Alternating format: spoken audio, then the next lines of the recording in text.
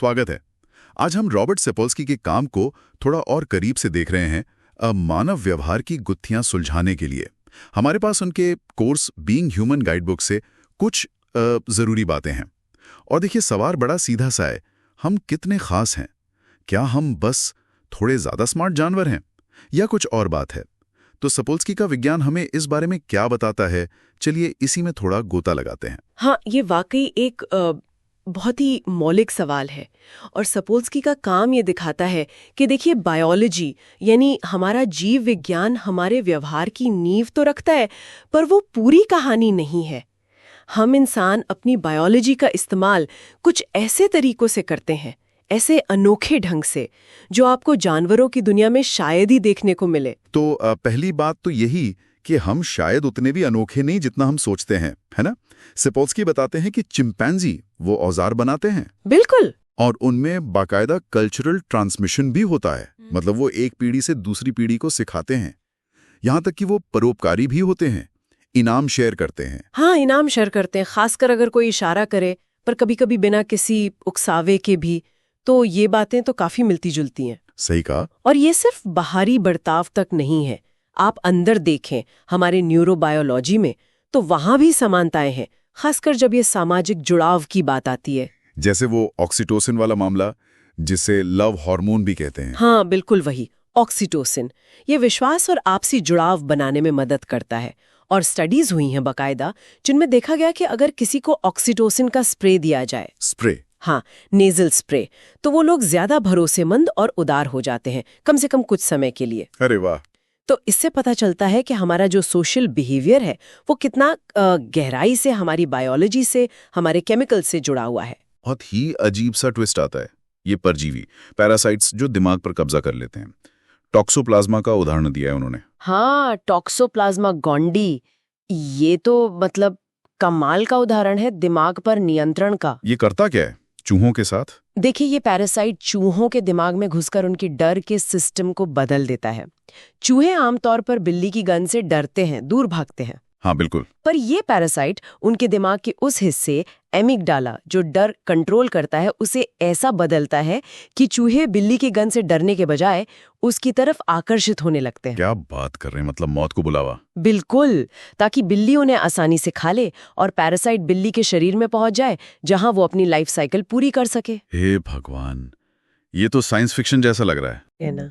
और इससे भी ज्यादा चिंता की बात ये है कि इंसानों में भी ये टॉक्सोप्लाज्मा इन्फेक्शन काफी आम है और कुछ रिसर्च इसे सिजोफ्रेनिया और व्यवहार में बदलाव, जैसे ज्यादा रिस्क लेने की आदत, इनसे जोड़कर देखती है। मतलब हमारा बर्ताव सिर्फ हमारे कंट्रोल में नहीं है, बाहर के जीव भी उसे बदल सकते हैं। ये एक बड़ा सवाल खड़ा करता है ना, कि हमारी फ्री विल, हमारी मर्जी, वो कितनी है और कितने बाहरी या अंदरूनी फैक्टर हैं जो हमें ड्राइव करते हैं। वाकई सोचने वाली बात है। अच्छा, और फिर एक और दिलचस्प चीज है जिसकी सपोल्स्की बात करते हैं, शायद की ताकत, डोपामाइन के बारे में। हाँ, डोपामाइन, जिसे लोग अक्सर हैप्पीनेस हार्मोन या खुशी का केमिकल समझ लेते हैं। हाँ वही, पर वो बताते हैं कि ये असल में खुशी से ज्यादा इनाम की उम्मीद से जुड़ा है ना? और उस उम्मीद को पूरा करने के लिए जो हम मेहनत करते हैं उससे। बिल्कुल सही, ये एंटिसिपेशन का केमिकल है, इनाम मिलेगा, इस उम्मीद का। और सबसे मजेदार बात यह है कि डोपामिन सबसे ज्यादा तब रिलीज होता है जब इनाम मिलने की संभावना पक्की ना हो। पक्की ना हो मतलब? जी, मतलब 50-50 चांस हो। अगर 100% गारंटी है कि इनाम मिलेगा या 100% पता है कि नहीं मिलेगा, तो डोपामिन उतना नहीं बढ़ता। अच्छा। लेकिन अगर शायद वाली स्थिति हो, 50% चांस, तब डोपामिन का लेवल सबसे ज्यादा होता है। हाँ, तभी जुआ और लॉटरी वगैरह इतने एडिक्टिव होते हैं। वो अनिश्चितता। एग्जैक्टली, वही अनिश्चितता, वही शायद हमारे दिमाग के रिवॉर्ड सिस्टम को हाईजैक कर लेता है। ये दिखाता है कि हमारा दिमाग कैसे अनिश्चितता से कितना ज्यादा प्रेरित होता है, अच्छे के लिए भी और बुरे के लिए भी। तो अगर हम इन सारी बातों को एक साथ रखें, जानवरों से हमारी समानताएं, हार्मोन्स का हम पर असर, ये पैरासाइट्स का दिमागी खेल और अनिश्चितता के लिए हमारी ये दीवानगी, तो इसका निचोड़ क्या है? हम क्या समझे इससे?